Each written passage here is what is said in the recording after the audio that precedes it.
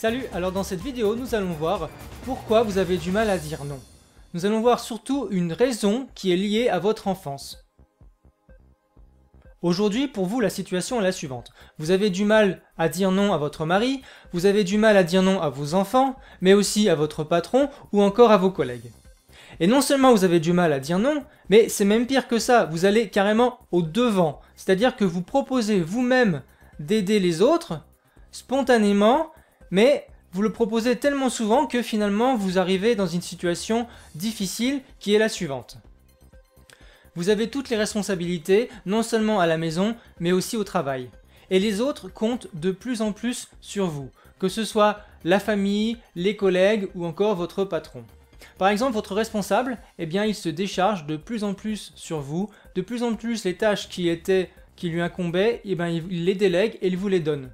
Peut-être aussi que de plus en plus votre chef ou votre patron va vous parler de ses états d'âme, il va peut-être vous parler tout simplement de ses problèmes de couple et vous serez là pour l'écouter. Votre mari vous demande peut-être aussi d'assumer de plus en plus de responsabilités et d'assumer de plus en plus de décisions. Et puis avec les amis, c'est pas beaucoup mieux, puisqu'avec les amis, eh bien, vous êtes la personne qui les écoute, qui est toujours là pour les aider. Donc quand ils ont des problèmes dans leur couple, c'est vous qui viennent voir. Peut-être que vous avez des amis qui sont célibataires et qui ont besoin d'écouter des célibataires désespérés, et donc c'est vous qui les écoutez, c'est vous qui passez du temps avec eux, c'est vous qui peut-être passez vos week-ends avec eux alors que vous auriez peut-être autre chose de prévu. Et puis peut-être aussi que eh bien, les enfants de vos amis, vous les gardez parce que eux, ils ont des activités et que du coup, vous leur donnez un coup de main. Donc qu'est-ce que ça donne tout ça? Eh bien ça donne qu'aujourd'hui, vous n'avez plus le temps pour vous et vous êtes complètement débordé. Non seulement vous êtes débordé, mais vous êtes aussi stressé. Vous êtes de plus en plus stressé et comme vous manquez de temps pour bien faire les choses, eh bien forcément, les tâches que vous réalisez, vous les faites mal, vous avez des problèmes. Malheureusement, même si vous aimeriez bien faire les choses, eh bien vous faites un mauvais travail et cela nuit à votre morale. Mais en plus de cela, les gens manquent de respect vis-à-vis de vous. Pour eux, les services que vous leur rendez sont des services dus. C'est peut-être ce qui se passe avec vos enfants. Peut-être que pour eux, ce que vous rendez comme service, c'est dû. Et puis peut-être aussi que, eh bien, du coup, vous n'avez plus de moments pour vous-même, c'est-à-dire vous n'avez plus le temps de prendre soin de vous. Alors peut-être que, par exemple, vous n'avez plus le temps de faire du shopping, donc de porter des nouveaux habits, et vous vous contentez de vieux habits que vous ne changez pas. Peut-être aussi que vous aviez autrefois les cheveux longs, et puis comme ça demande beaucoup d'entretien, vous avez fini par vous couper les cheveux, par avoir des cheveux courts, puisque ça demande moins de temps d'entretien.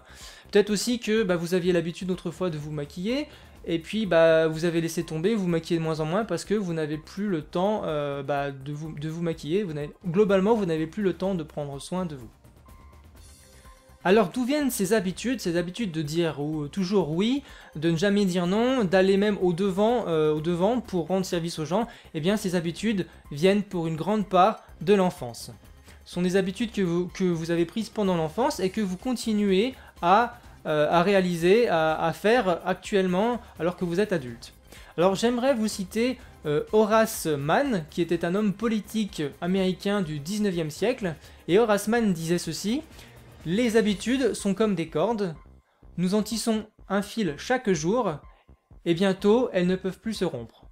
Les habitudes sont comme des cordes, nous en tissons un fil chaque jour, et bientôt elles ne peuvent plus se rompre. » Et dans votre cas, vous avez peut-être pris l'habitude de jouer un rôle. C'est un rôle que vous jouiez depuis l'enfance, que vous avez joué pendant l'enfance, pendant votre enfance, et peut-être qu'aujourd'hui, eh bien, vous continuez à être dans ce rôle.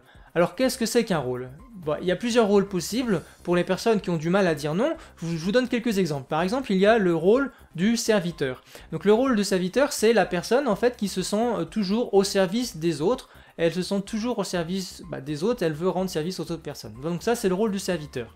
Peut-être que vous êtes, vous, dans le rôle du sauveur. Donc le sauveur, c'est la personne qui pense et qui veut toujours aider les autres. Elle va toujours les aider, elle va toujours surtout les sauver quand ils sont en difficulté, quand ils ont des problèmes. Elle sera là pour les dépanner, elle sera là pour les aider, pour leur rendre service. Il y a le rôle du conciliateur. Donc ça, c'est quand plusieurs personnes se disputent, eh bien la personne qui est dans le rôle du conciliateur va essayer justement d'arranger les disputes, d'arranger les conflits.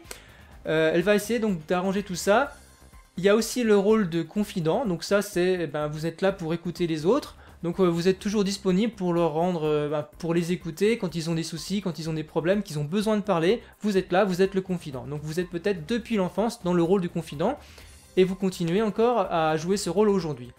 Peut-être que vous êtes aussi dans le rôle du serviable, la personne qui est toujours là pour rendre service. Peut-être aussi que vous êtes dans le rôle du gentil, ou encore dans le rôle du solide, la personne résistante qui, quoi qu'il arrive, va rester bien droite. Donc aujourd'hui, vous êtes dans ce rôle que vous avez pris l'habitude d'avoir depuis votre enfance, donc peut-être que vous vous rendez toujours service, ou alors vous êtes plutôt le confident des autres, ou le conciliateur, celui qui arrange les choses. En tous les cas, vous ne connaissez que ça, que ce comportement-là, et c'est lié à votre enfance. On va voir des exemples de situations que vous reconnaîtrez peut-être, qui sont peut-être votre cas.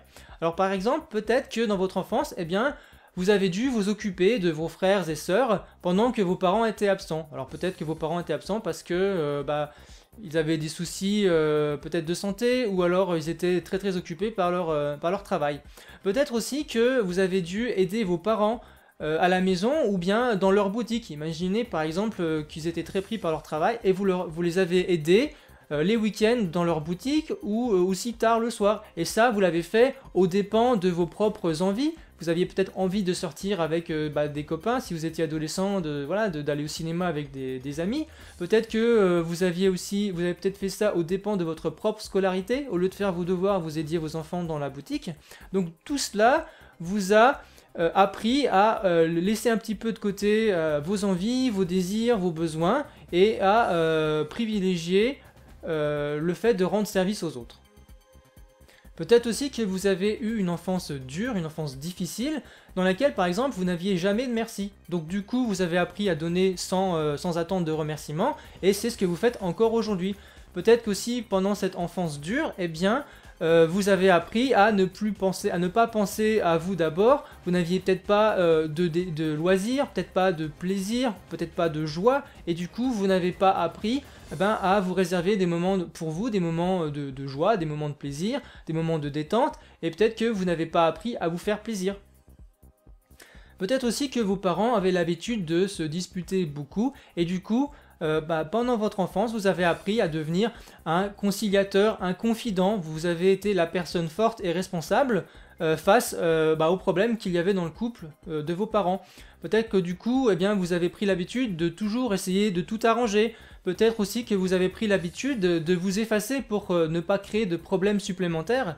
Peut-être encore que vous avez pris l'habitude de vous taire pour ne pas créer de nouveaux conflits, de nouvelles disputes. Vous ne disiez pas ce que vous pensiez, vous ne disiez pas quels soucis vous aviez, parce que ça aurait aggravé encore les choses. Donc aujourd'hui, la question que vous devez vous poser, c'est si vous avez du mal à vous affirmer, si vous avez du mal à dire non, est-ce que vous ne seriez pas dans un rôle? Est-ce que vous ne continuez pas un rôle que vous aviez pris l'habitude d'avoir, de suivre, de jouer quand vous étiez plus jeune, quand vous étiez enfant? Donc demandez-vous aujourd'hui quel rôle vous jouez. Est-ce que vous êtes la personne plutôt serviable? Est-ce que vous êtes plutôt le gentil, la personne solide, le conciliateur, le sauveur? Donc quel rôle jouez-vous? Et demandez-vous aussi quels sont vos désirs, quelles sont vos envies, quels sont vos besoins. Parce que tant que vous ne connaîtrez pas vos désirs, vos envies, vos besoins, vous n'arriverez pas à penser à vous d'abord, puisque pour penser à soi, il faut savoir ce qu'on veut. Donc il faut que vous réfléchissiez à ce que vous voulez, donc réfléchissez à vos désirs, à vos envies, à vos besoins. Et si pour cela vous avez besoin d'être guidé à travers cet exercice, sachez que je propose sur mon site 20 exercices qui justement vous aident à vous affirmer, et dans ces 20 exercices, je vous aide justement à réussir à trouver vos besoins, vos désirs, vos envies.